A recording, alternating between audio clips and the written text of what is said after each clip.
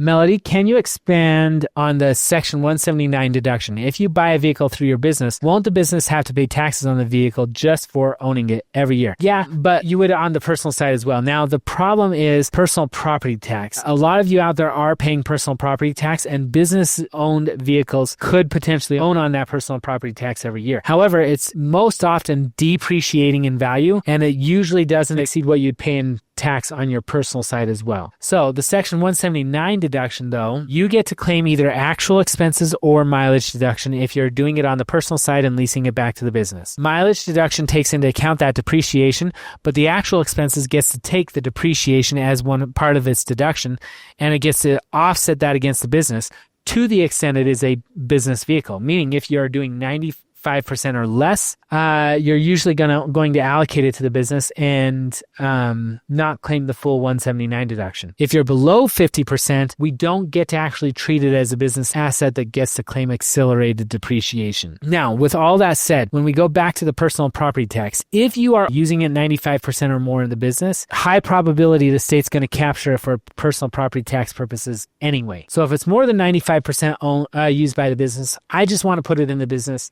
take the Section 179 or bonus depreciation, and get it done immediately.